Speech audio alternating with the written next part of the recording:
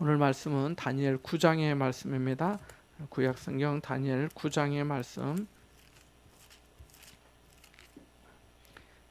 1248쪽입니다. 다니엘서 9장의 말씀입니다.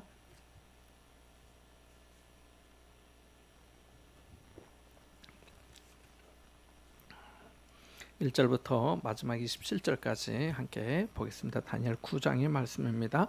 메대 족속 아하수에로의 아들 다리오가 갈대아 나라 왕으로 세움을 받던 해 첫 해 곧 그 통치 원년에 나 다니엘이 책을 통해 여호와께서 말씀으로 선지자 예레미야에게 알려주신 그 연수를 깨달았나니 예루살렘의 황폐함이 70년 만에 그치리라 하신 것이니라.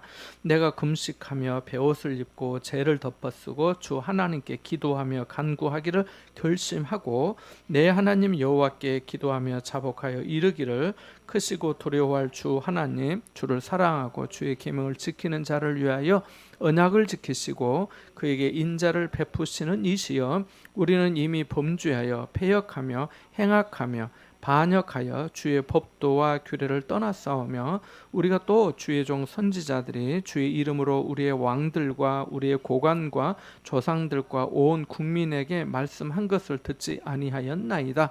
주여, 공의는 주께로 돌아가고 수치는 우리 얼굴로 돌아옴이 오늘과 같아서 유다 사람들과 예루살렘 거민들과 이스라엘이 가까운 곳에 있는 자들이나 먼 곳에 있는 자들이 다 주께서 쫓아내신 각국에서 수치를 당하였사오니 이는 그들이 주께 죄를 범하였음이니이다.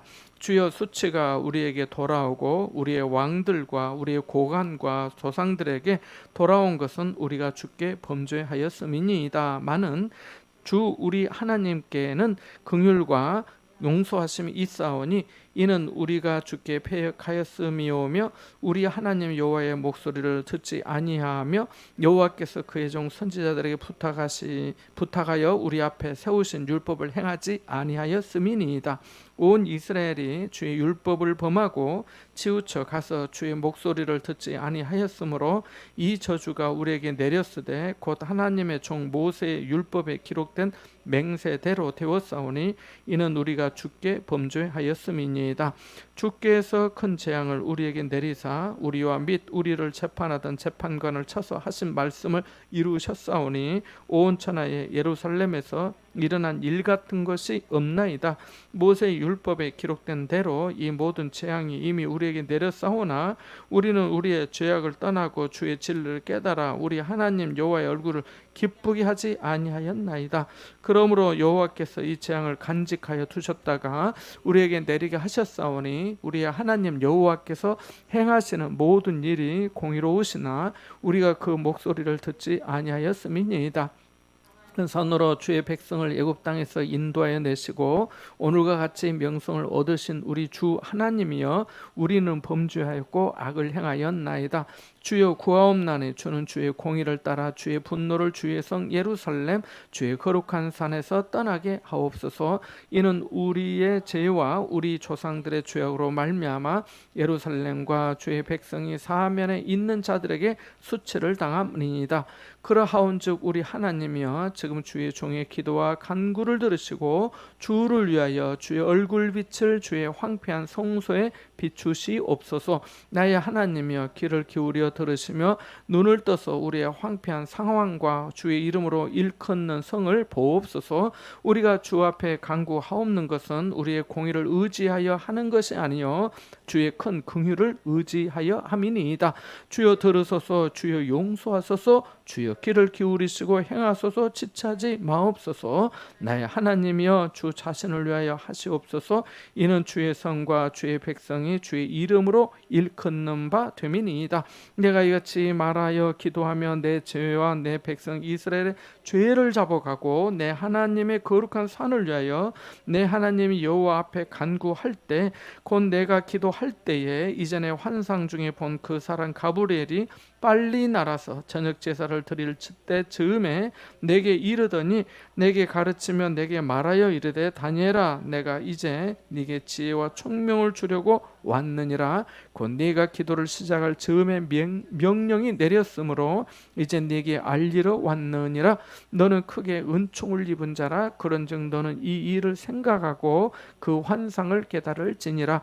내 백성과 내 거룩한 성을 위하여 이른 이레를 기한으로 정하였나니 허물이 그치며 죄가 끝나며 죄악이 용서되며 영원한 의가 드러나며 환상과 예언이 응하며 또 지극히 거룩한 이가 기름 부음을 받으리라.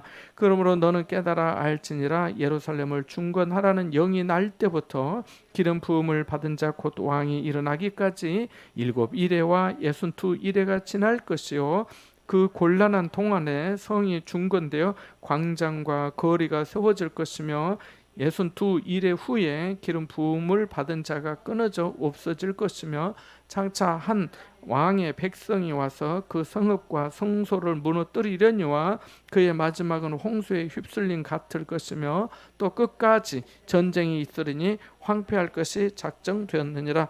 그가 장차 많은 사람들과 더불어 한 이레 동안에 언약을 굳게 맺고 그가 그 이레의 절반의 제사와 예물을 금지할 것이며 또 포악하여 가증한 것이 날개를 의지하여 설 것이며 또 이미 정한 종말까지 진노가 황폐하게 하는 자에게 쏟아지리라 하였느니라 하니라. 아멘. 자, 몇 구절 표시를 하면 좋을 것 같습니다. 9장에서 2절, 3절, 4절, 2절, 3절, 4절, 그리고 7절, 7절, 그리고 9절, 7절, 9절, 그리고 13절, 13절 말씀, 13절 말씀, 그리고 17절, 18절, 17절, 18절,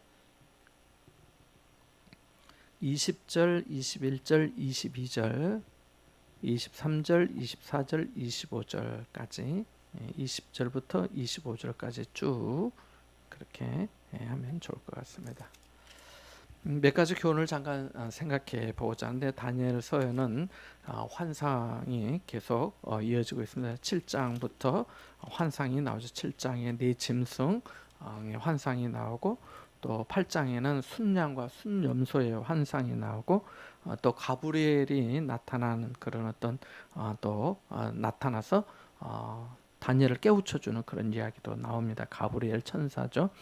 가브리엘 천사가 이 마리아에게 나타나서 내가 성령으로 예수를 잉태하게 되었다라고 하는 수태고지라고 하는데 바로 그런 얘기도 가브리엘 천사가 전하게 되지요.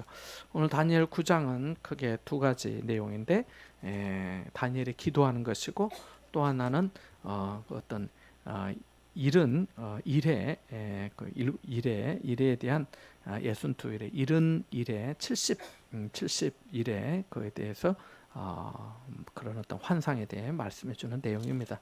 이거에 대해서도 가브리엘 또 천사가 또 나타나서 얘기를 하게 됩니다.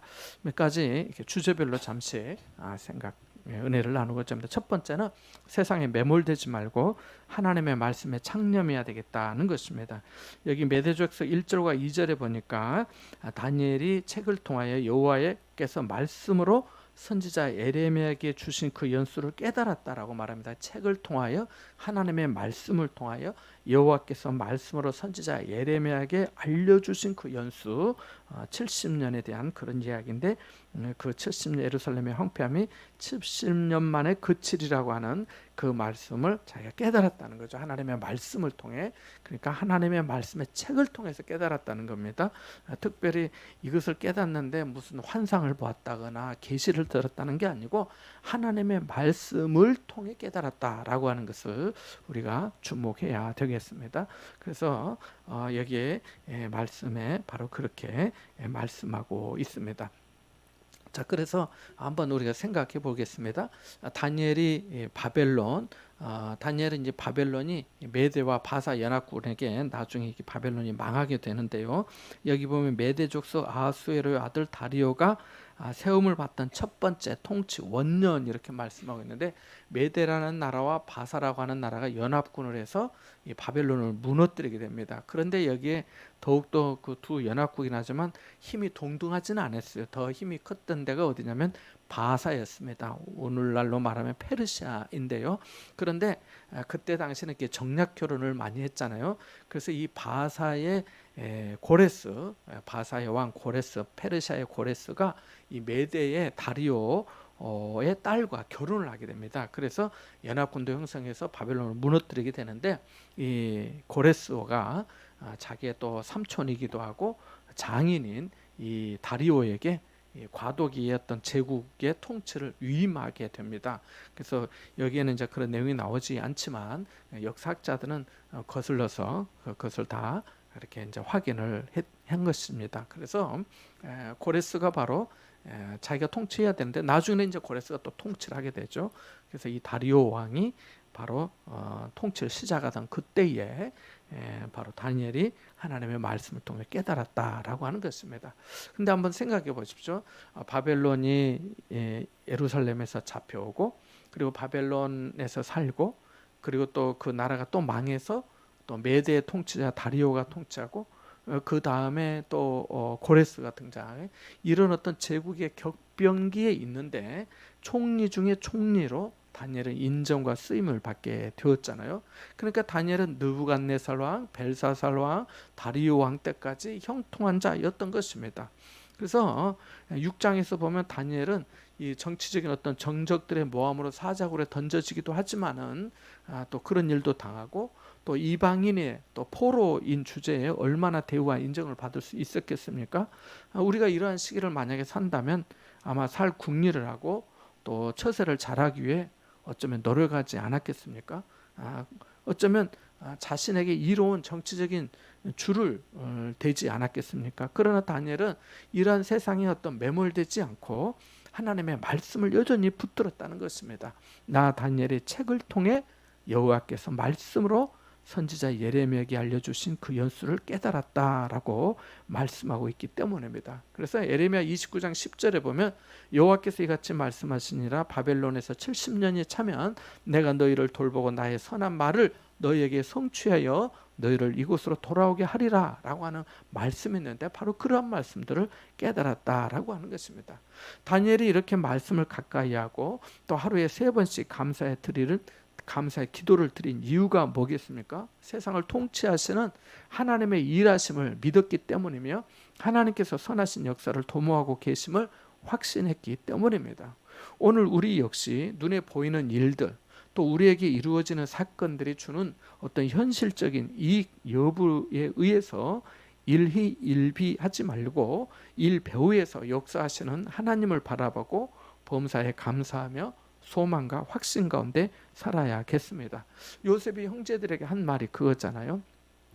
아버지 죽고 난 다음에 형제들이 요셉을 두려워해서 복수하지 않을까 할 때 요셉이 했던 말이잖아요. 하나님의 큰 구원으로 당신들의 생명을 보존하고 당신들의 후손을 세상에 두시려고 나를 당신들보다 먼저 보내셨다라고 말했잖아요. 그러니까 하나님께서 모든 삶의 걸음을 인도하신다라고 하는 믿는 믿음이 있었던 거죠.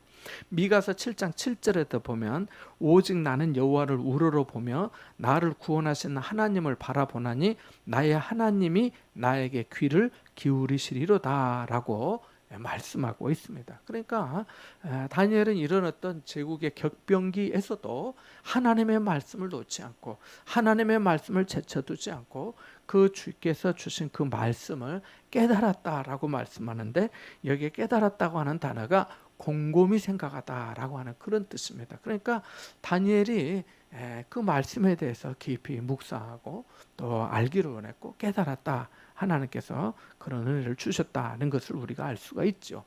고린도전서 4장 6절에도 보면 너희로 기록된 말씀 밖으로 넘어가지 말라라고 말씀하였고, 또 잠언 28장 9절에도 보면 사람이 귀를 돌려 율법을 듣지 아니하면 그의 기도도 가증하다라고 그랬습니다. 그러니까 하나님의 말씀을 들어야 하나님께서 내 기도도 들어주시지, 하나님의 말씀을 안 들으면서 내 기도만 들어달라고 하는 것은 앞뒤가 안 맞다는 것입니다. 그러니까 우리의 기도와 정녕 연합되는 기도, 하나님의 뜻에 합당한 기도로 올려지기를 바란다면 먼저 하나님의 말씀에 주의를 기울이고 그 말씀에 근거해서 기도해야 되겠다는 것입니다. 신실하신 하나님, 미쁘신 하나님께서 말씀에 근거해 기도하는 그를 기뻐하시고 약속하신 그대로 그 기도에 속히 확실히 응답해 주실 것이기 때문에 그렇습니다. 예수님도 하신 말씀이 그거잖아요. 너희가 내 안에 거하고 내 말이 너희 안에 거하면 무엇이든지 원하는 대로 구하라, 그리하면 이루리라 라고 말입니다. 저는 종종 그런 생각을 합니다.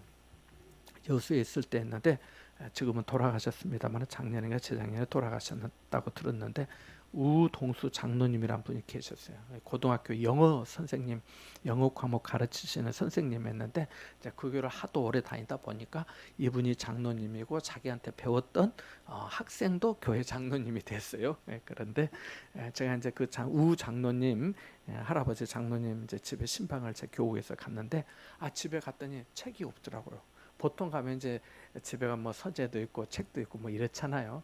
그런데 장로님 책이 이게 없네요. 그랬더니 목사님 뭐 그동안 이렇게 교직에 있으면서 뭐 받았던 상장, 상패, 그다음에 책들 다 버렸대요. 그럼 장로님 어떻게 지내세요? 그랬더니 성경 본다고 하더라고요. 나이가 들고 보니까 책을 다 볼 수도 없고, 그리고 내가 정말 봐야 될 거는 결국은 성경밖에 없더라는 거예요. 그래서 성경을 보신다고. 그리고 하나 더 있더라고. 사전. 그때는 핸드폰이 지금처럼 없었기 때문에 검색이 안 되니까 손주 들어오면은 단어 알려준다고, 어휘 알려준다고, 이건 이런 뜻이야, 우리 한번 찾아볼까 하면서 그렇게 가르쳐 주신다고 하는 생각이 한 번씩 생각이 납니다. 그래서 우리가 지금 뭐 책을 보기도 하지만은 결국은 우리가 마지막까지 붙들고 또 내가 그 읊조리고 암송하고 또 나의 생명과 소망과 기쁨과 또 능력과 지혜와 생명이 되는 것은 하나님의 말씀밖에 없더라는 것입니다. 그래서 내 말이 너희 안에 거하면 무엇이든지 원하는 데 구하라. 그러니까 주님의 말씀이 우리 안에 거하려면은 주님의 말씀을 우리 안에 담아야 되겠죠. 들어야 되겠죠. 그래서 이 제국이 참 격변하는 바로 그런 때에도 다른 사람도 아니고 총리 정도 되는 대단한 사람이 얼마나 바쁘겠습니까? 그럼에도 불구하고 하나님의 말씀을 통해서 깨달았다라고 말씀하고 있는 것을 우리가 그냥 지나쳐서는 아니 되겠습니다. 그렇게 바쁜 사람이 예루살렘 쪽을 향해서 난 창문을 열고 하나님 앞에 감사하며 기도도 했다고 6장에 말씀하고 있잖아요. 자, 그래서 그렇게 말씀합니다. 자, 그러면 이제 이렇게 말씀을 깨닫고 그가 뭐 했느냐? 기도한 겁니다. 오늘 이 다니엘 9장의 기도의 내용이 19절까지 쭉 나오는데요. 이 다니엘의 기도가 오늘날 회중 기도의 하나의 아주 좋은 표본이다, 이렇게 말씀드릴 수가 있습니다. 자, 다니엘이 이렇게 이제 깨닫고 난 다음에 금식 기도를 결심하게 됩니다. 3절에 보니까 내가 금식하며 베옷을 입고 죄를 덮어 쓰고 내가 주 하나님께 기도하며 간구하기를 결심하고, 기도하기로 작정한 거죠. 우리가 요즘 결심은 작정이잖아요. 그래서 금식하는데 이 베옷과 죄가 항상 따라옵니다. 그래서 바늘과 실처럼 그렇게 그만큼 하나님 앞에 겸비하고 낮아진 태도와 자세로 그렇게 한 거죠. 그래서 하나님 앞에 기도하면서 이제 하는데 이렇게 합니다. 4절 말씀 한번 읽어보겠습니다. 4절 말씀 읽어봅니다. 시작. 내 하나님 여호와께 기도하며 자복하여 이르기를 크시고 두려워할 주 하나님, 주를 사랑하고 주의 계명을 지키는 자를 위하여 언약을 지키시고 그에게 인자를 베푸시는 이시여. 아멘. 자, 여기 하나님을 찬양하고 있습니다. 하나님을 높이고 있어요. 그잖아요. 내가 자복하고 이르기를 크고 두려워할 주 하나님, 하나님 경외함을 받으시기에 마땅하신 하나님 아버지, 이 말이죠. 주를 사랑하고 주의 계명을 지키는 자의 언약을 지키시는 하나님 아버지, 그에게 인자를 베푸시는 거룩하신 하나님 아버지, 전능하신 하나님, 창조주 하나님이시여 라고 하는 말씀이나 마찬가지입니다. 그래서 크고 두려워할 주 하나님, 언약을 베푸시고 인자를 베푸신 하나님이라고 찬양하고 있는 겁니다. 그래서 우리가 하나님 아버지, 뭐 주기도문도 그렇게 시작하잖아요. 하늘에 계신 우리 아버지, 아버지의 이름을 거룩하게 하시며, 이 하나님을 찬양하는 거거든요. 자, 높이는 거죠. 그래서 기도는 모든 것이 하나님의 손에 달려 있음을 믿는 신뢰와 경외함에서 시작이 되죠. 우리의 조건과 상황을 계산하기 전에 하나님의 역사를 기대하며 기도해야 되겠습니다. 영원할 것 같던 바벨론의 멸망을 목격한 다니엘은 예레미야가 예언하는 회복의 때가 다 되었음을 깨닫고 기도한 겁니다. 말씀이 견인한 기도였고, 이스라엘의 운명을 페르시아가 아니라 하나님이 주장하신다고 믿는 기도였던 것입니다. 그래서 하나님 앞에 그렇게 기도한 겁니다. 자, 그 다음에 또 이렇게 나눠서 볼 수 있는데, 다니엘은 회복의 간구보다 회개 기도에 주력하였습니다. 우리 5절부터 6절 말씀, 5절부터 6절 7절까지 한번 볼까요? 7절까지 같이 보겠습니다. 뭐 8절도 같은 내용인데 5절부터 7절까지만 봅니다. 시작. 우리는 이미 범죄하여 패역하며 횡악하며 반역하여 주의 법도와 규례를 떠나싸우며, 우리가 또 주의 종 선지자들이 주의 이름으로 우리의 왕들과 우리의 고관과 조상들과 온 국민에게 말씀한 것을 듣지 아니하였나이다. 주여, 공의는 주께로 돌아가고 수치는 우리 얼굴로 돌아오미 오늘과 같아서 유다 사람들과 예루살렘 거민들과 이스라엘이 가까운 곳에 있는 자들이나 먼 곳에 있는 자들이 다 주께서 쫓아내신 각국에서 수치를 당하였사오니 이는 그들이 주께 죄를 범하였음이니이다. 아멘. 그래서 5절 말씀에 보면 우리는 이미 범죄하여 패역하고 행악하며 반역하였다. 그러니까 계속해서 우리 듣는 사람이 부담스러워, 나는 그 정도까지 아닌데 라고 할 수 있을지 모르지만, 우리가 알고 있는 바와 같이 다니엘은 정말 당시의 의인이었습니다. 하나님 앞에 온전히 헌신된 사람이었습니다. 그런데 그러한 사람이 대표 기도를 하는데 우리라고 하는 거예요. 내가가 아니고 우리는 이렇게 기도합니다. 우리는 이미 범죄하고 패역하고 행악하고 반역하고 규례와 법도를 떠났고 불순종했다는 거지요. 선지자들을 통해서 또 주의 이름으로 우리의 왕들과 고관들에게 말씀한 것을 안 들었다고 말씀합니다. 7절에도 주의 공의는 주께로 돌아오고 수치는 우리의 얼굴로 돌아온 것이 오늘과 같이 우리가 그래서 이런 심판과 하나님의 징벌을 받게 되었습니다 라고 하는 그런 말이죠. 그 7절 끝부분에도 보면은 그들이 주께 죄를 범하였습니다 라고 말하고, 8절 끝부분에도 보면은 우리가 주께 범죄하였음이니다 라고 말하고, 11절 끝부분에도 보면 이는 우리가 주께 범죄하였음이니다 라고 말합니다. 뭐 9절 끝부분에도 우리가 주께 패역하였음이오며 라고 말하고, 9절에도 끝부분에 보면 우리 앞에서 세우신 율법을 행하지 아니하였다라고 계속해서 자신들의 죄와 또 불순종과 거역함을 고백하고 있습니다. 어쩌면 한 번만 해도 될 것 같은데 계속해서 그만큼 죄에 대해서 심각하게 생각하고 하나님 앞에 정말 잘못했다고 하는 것을 고백하고 있는 것입니다. 과거에 대한 통렬한 반성이 없이 변화되는 미래를 기대할 수가 없는 거죠. 그리고 또 7절 8절에 보면 하나님의 공의로움을 인정합니다. 주여 공의는 주께로 돌아가고 라고 말씀합니다. 그리고 8절에는 주여 수치가 우리에게 돌아오고 라고 말씀합니다. 그러니까 하나님께서 공의대로 그렇게 향하셨고 자신들은 수치를 받아 마땅하다는 겁니다. 왜요? 우리가 주께 죄를 범하였으므로 라고 말씀하고 있습니다. 자, 그리고 이렇게 계속해서 고백을 하고 난 다음에 9절에서 19절까지는 하나님의 긍휼하심과 용서하심을 구합니다. 우리가 하나님 앞에 은혜를 입고 용서를 받는 거는요, 우리의 어떤 공의가 의로움이 아니고 전적인 하나님의 긍휼하심으로 말미암아 가능한 줄 믿습니다. 그러니까 기도는 하나님의 긍휼과 은혜를 온전히 바라는 것입니다. 하나님 나 불쌍히 여겨 주십시오. 하나님 내가 잘못했습니다. 하지만 용서해 주시고 나 좀 살려 주십시오. 이거 아닙니까? 이거거든요. 그래서 다니엘은 죄악을 구체적이고 심각하게 회개합니다. 우리가 여호와의 목소리를 듣지 않고 또 선지자들의 부탁하신 말씀도 행치 않고 또 저주가 우리에게 내렸다고 또 모세 율법에 기록된 대로 저주와 큰 재앙이 임했다고 하고 그럼에도 불구하고 기가 막히게 이렇게도 말합니다. 13절 한번 읽어보겠습니다. 아까 밑줄 그라고 말씀드렸는데 다시 봅니다. 모세 율법에 기록된 대로 이 모든 재앙이 이미 우리에게 내렸사오나 우리는 우리의 죄악을 떠나고 주의 진리를 깨달아 우리 하나님 여호와의 얼굴을 기쁘게 하지 아니하였나이다. 그래서 죄악을 떠나고 하나님의 얼굴을 기쁘게 하고 주님의 진리를 깨달았으면 그래야 되는데 안 그랬다는 거죠. 그러니까 심판과 재앙을 당하고도 정신을 못 차리고 깨닫지 못했다라고 하는 것을 말씀해 주고 있습니다. 그래서 다니엘이 아주 정직하게 그렇게 고백하고 있는 것을 우리가 말씀을 통해 보게 됩니다.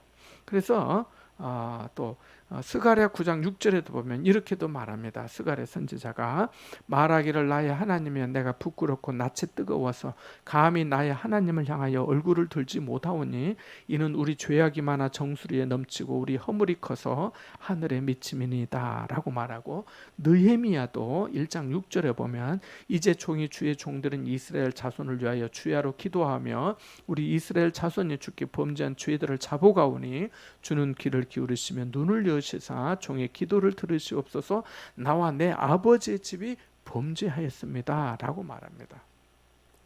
그러니까 우리가 이전에 내게 베푸신 하나님의 은혜만을 기억만 해도 죄를 훨씬 더 멀리할 수 있습니다. 내가 어떤 은혜를 입었는데 하나님이 나를 어떻게 생각해 주셨는데 나를 어떻게 살려 주셨는데 어떻게 우리 가정을 살게 해 주셨는데 그 은혜를 생각하면 너무너무 감사하게 된 거죠.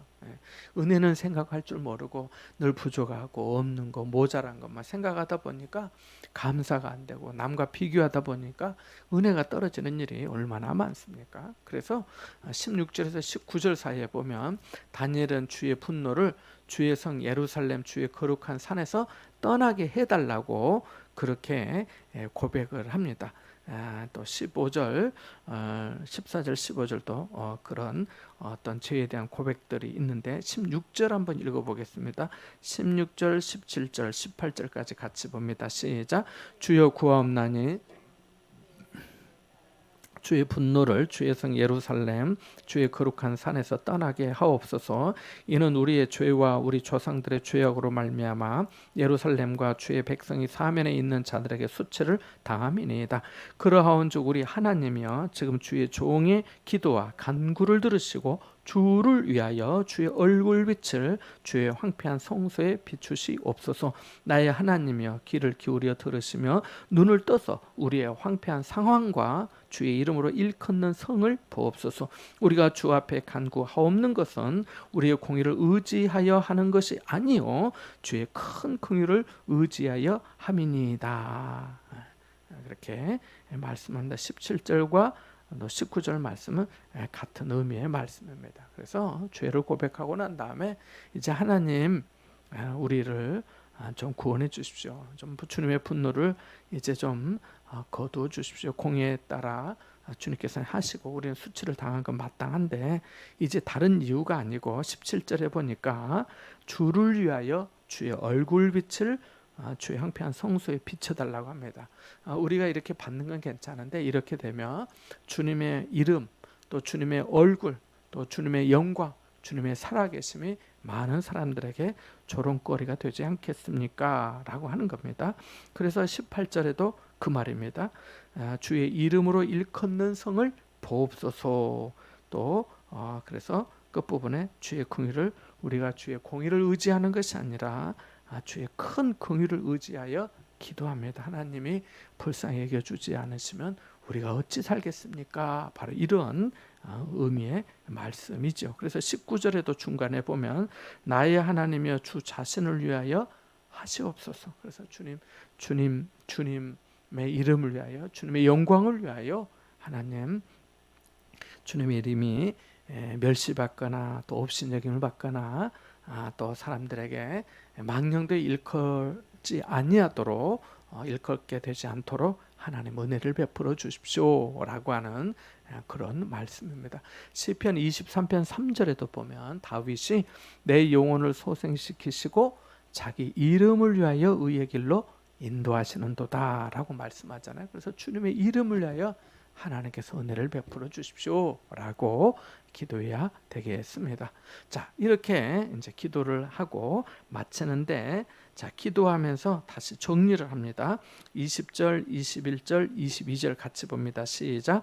내가 이같이 말하여 기도하며 내 기도와 내 백성 이스라엘의 죄를 자복하고 내 하나님의 거룩한 산을 위하여 내 하나님 여호와 앞에 간구할 때, 곧 내가 기도할 때에 이전에 환상 중에 본 그 사람 가브리엘이 빨리 날아서 저녁 제사를 드릴 때 즈음에 내게 이르더니 내게 가르치며 내게 말하여 이르되 다니엘아 내가 이제 네게 지혜와 총명을 주려고 왔느니라. 아멘.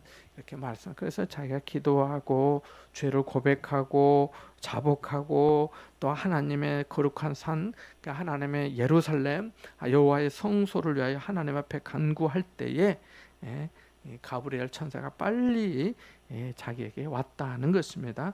그러면서 그가 하는 말이 다니엘아 내가 이제 네게 지혜와 총명을 주려고 왔다라고 하면서 그 전후 설명을 해주는데 23절, 24절 같이 봅니다. 중요한 말씀입니다. 함께 봅니다.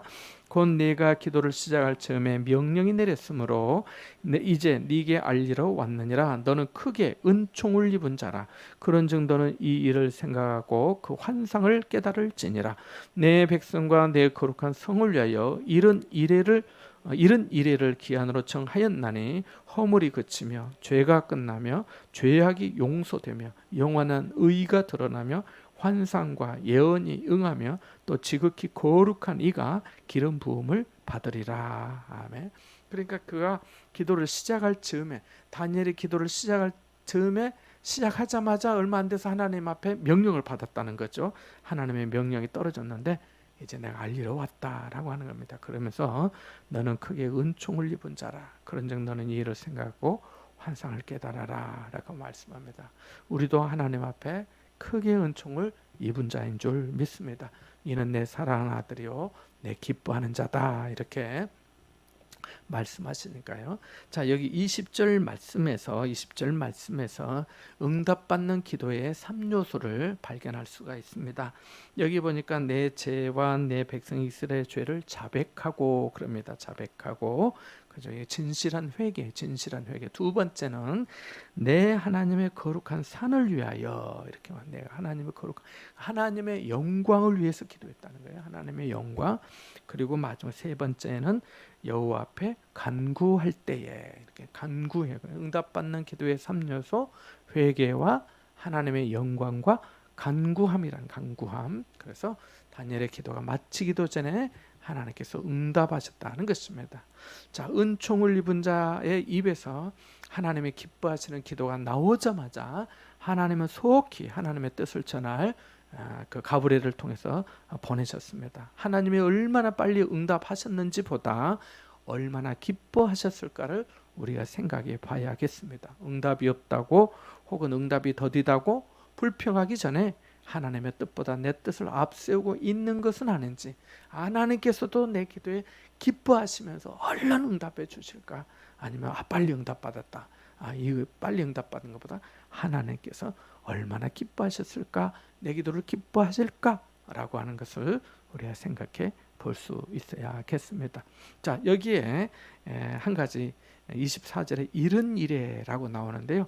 이른 이래 70의 이래죠. 이래는 7일을 이래라고 하잖아요. 거기에 기름 부음 받은 자는 왕이라고 또 25절에 나옵니다. 기름 부음을 받은 자 곧 왕이 일어나기까지 이런 표현이 나오는데 기름 부음 받은 자는 왕 그리스도를 말씀하고 있는데요. 환난 후에 종말이 올 것을 24절에서 27절까지 말씀합니다. 한 이래를 7일 또는 7년으로 보기도 하는데요. 성경학자들은 대체로 7년으로 해석합니다.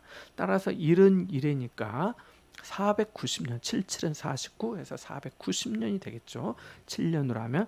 근데 이 490년은 꼭 문자적인 기간이 아니라 하나님이 설정하신 온전한 기간을 의미하는 상징적인 숫자입니다. 사람들이 다른 말씀들은 다 은혜를 못 받고 꼭 이런 일에 이게 뭘까 하면서 내가 요거를 알았다면서 뭐 큰 대단한 은혜를 받은 양 해가지고 받았다고 했다가 이단으로 빠진 사람들이 너무너무 많은데 그렇게 크게 신경 쓸 일 없습니다. 예수 잘 믿고 믿음 생활하고 하나님께서 말씀해 주신 대로 아까 말씀드린 진실한 회개와 하나님의 영광과 간구할 때 하나님께서 응답해 주신다는 것입니다. 자, 7일회와 62일회가 나오거든요.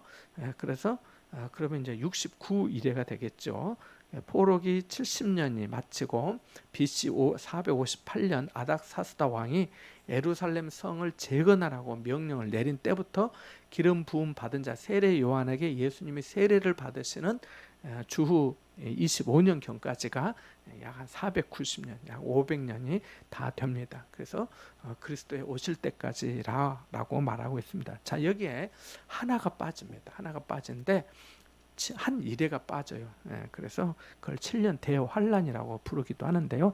하지만 그 시간이 감추어져 있습니다. 그 시간이 언제까지 있는지는 알 수가 없어. 왜냐하면 성도들이 항상 마지막에 가까이 이른 것처럼 근신하며 살도록 하기 위해서 그렇게 말씀하신 거예요.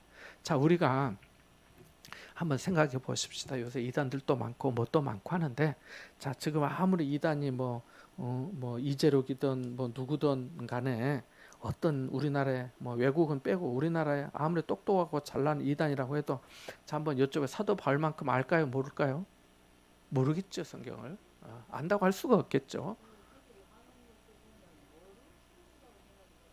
그래, 그렇죠. 어, 그렇죠, 맞아요. 베드로도 마찬가지. 베드로도 예수님으로부터 말씀을 듣고 또 기도를 받고 또 지도를 받고 사도 요한도 마찬가지. 그런데 자, 그러면 베드로가 구약에 말씀드리는 내용들과 율법과 절기도 지키고 했던 사람인데, 자, 우리가 좀 크게 생각해서 베드로가 이런 얘기를 몰랐겠냐, 알았겠다는 거죠. 다니엘도 예레미야의 말씀을 연구하고 예수님도 너희가 선지자들과 시편에 기록된 말씀들을 알지 못하느냐 이런 말씀을 하셨는데, 자, 그러면 사도 바울이나 베드로나 야고 성경을 박사라고 하는 그 아볼로나 모두 다 알죠. 그럼에도 불구하고 이런 70일은 그 일에 대해서 이런 뜻이라고 하지 않았다는 거예요. 오히려 베드로전서 4장 7절에 보면 이렇게 말합니다. 만물의 마지막이 가까이 왔으니 그러므로 너희는 정신을 차리고 근신하여 기도하라 라고 말씀합니다. 그러니까 당시 성도들이 근신하였다면 오늘을 사는 우리도 더 그리해야 되겠죠.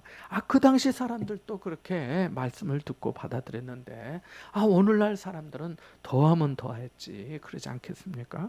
그래서 누가복음 21장 36절에도 이러므로 너희는 장차 올 이 모든 일을 능히 피하고 인자 앞에 서도록 항상 기도하며 깨어 있으라 하시니라 라고 말씀합니다. 자, 그래서 바로 이런 일회가 끝나면은 부정적인 세 가지가 사라지고 좋은 거 긍정적인 세 가지가 생기는데요. 24절 말씀 한 번 더 읽어보겠습니다. 24절입니다. 시작. 내 백성과 내 거룩한 성을 위하여 이런 이래를 기한으로 정하였나니 허물이 그치고 죄가 끝나고 죄악이 용서되며, 자, 이게 세 가지가 없어집니다. 그 다음에 영원한 의가 드러나고, 두 번째 환상과 예언이 응하여지고, 세 번째 지극히 거룩한 이가 기름 부음을 받으리라. 그래서 세 가지가 없어지고 세 가지가 새로 생기게 됩니다.